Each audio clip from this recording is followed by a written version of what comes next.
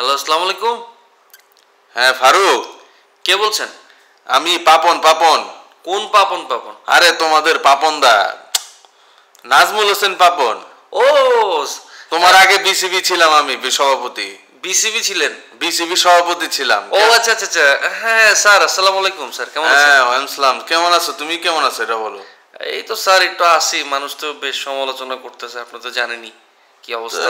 ওইটার জন্যই তো তোমার ফোন দিলাম। তুমি আসলে কি বুঝা যে কেমনে প্রেসিডেন্ট হইলা, তুমি তো অনেক কিছু জানো না। আমারে ফোন দিতা, তোমার আমি কিছু টিপস দিতাম, কারণ তুমি তো হঠাৎ আইসা এরকম বড় একটা পদ পেয়ে গেলা, কিন্তু এটা তো কিভাবে ওইটাকে দায়িত্ব পালন করতে হয় এটা তো তোমার জানা উচিত ছিল, মানে ওই যে ঠিক না? কিভাবে নার্চার করতে হয় ব্যাপারটা।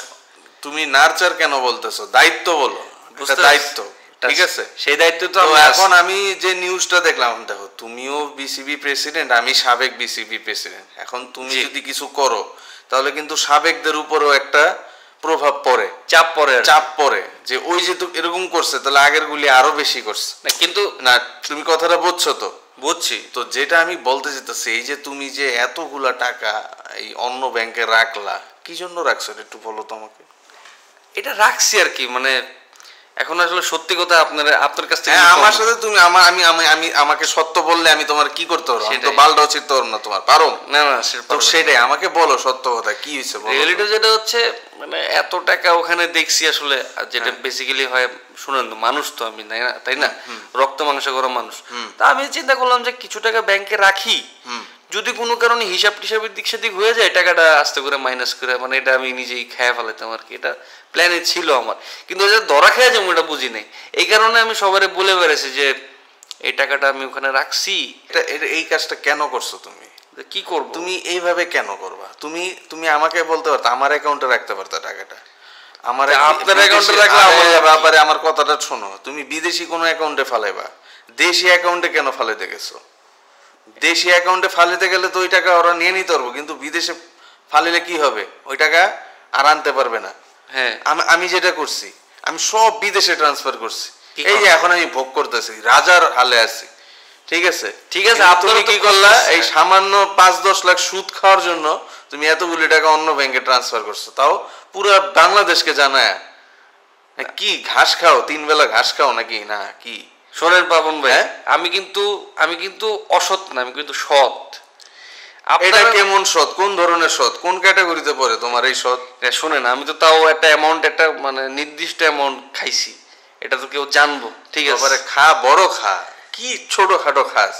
মানে আমি বুঝি না কি টাকা যে তোমরা খাও, মানে এই অল্প 2-3 লাখ টাকা এগুলি, মানে এইটু সুদ পাওয়ার জন্য তুমি এতগুলি টাকা অন্য ব্যাংকে ট্রান্সফার করছো।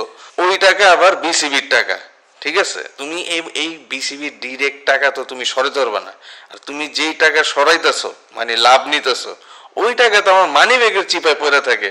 ফারুক, ঠিক আছে স্যার, আপনাদের মতো তো তুমি দান মারবা, বড় দান মারবা, এবং কেউ বুঝবো না, ঠিক আছে? কিভাবে স্যার? চুরি বিদ্যা বড় বিদ্যা, যদি না খাও ধরা। স্যার আমার একটু শিখাবেন, ঠিক আছে? তোমাকে আমি একটা কাজ তুমি একটা কাজ করতে পারো। আমি তো বিদেশে আছি, জি, তুমি আমার অ্যাকাউন্টে পাঠাও 200-300 কোটি টাকা, ঠিক আছে? পাঠালে কি হবে? আমি আমার অ্যাকাউন্টে সেফ থাকলো। স্যার আপনাকে কোনো মধ্যে মনে হয় যে আমি বোকাচোদা? বোকাচোদা বলেই তো এগুলা বলতেছি। তাই বলে এত বোকাচোদা যে আমি আপনার অ্যাকাউন্টে রাখবো? কেন, আমার বাইরের দেশে অ্যাকাউন্ট নাই? তোমার বাইরের দেশে অ্যাকাউন্ট থাকলে তুমি এই কাজগুলো করতে না ফারুক, আমি জানি তোমার নাই। আমি দুবাই, তোমার বাইরের দেশে অ্যাকাউন্ট নাই ফারুক। আমি দুবাইতে নাচানাচি করে আসছি, ভিডিও তো দেখছেন। হ্যাঁ, তো দুবাইতে গেছি না, গেলেই কি ওখানে ব্যাংক অ্যাকাউন্ট খুলতে পারবা? তুমি খুলে রাখছি, সামনে মারবো। এখন তো মানে এখন নিজেকে ভালো দুবাই সেফ না, দুবাই সেফ না। আমি যে দেশে আছি ওই দেশের অ্যাকাউন্ট, মনে করো এখানে পুরো পৃথিবীর যত চোরাকারবারির অ্যাকাউন্ট আছে সব এখানে। আপনি কোন দেশে আছেন এটা একটু যদি বলতেন, আপনাকে সবাই খুঁজতেছে।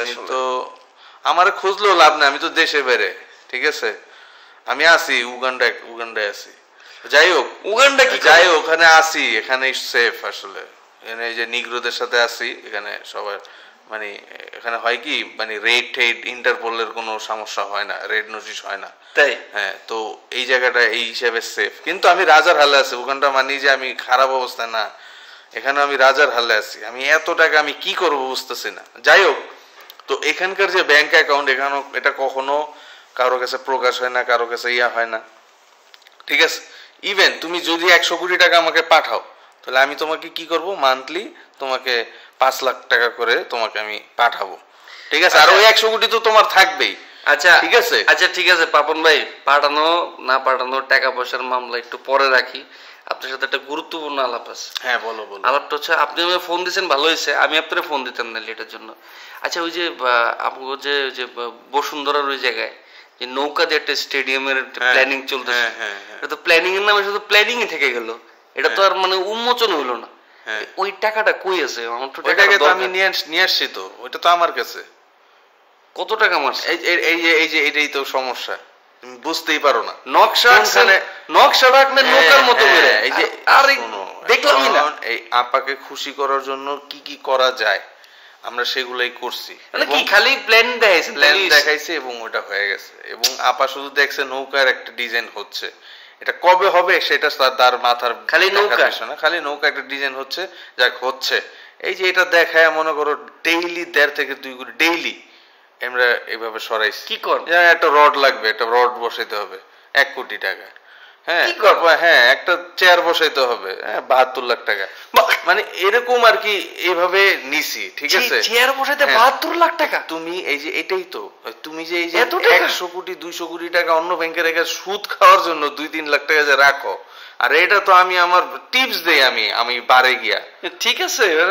আমাকে যে মদ সার্ভ করে, ড্রিঙ্কস সার্ভ করে, ওরকে আমি টিপস দেই টাকা। স্যার আমার তো লজ্জা লাগতেছে তোমার সাথে কথা বলতে। কি বালের প্রেসিডেন্ট হয়েছে বিসিবির, টাকা সরাইতে পারে না।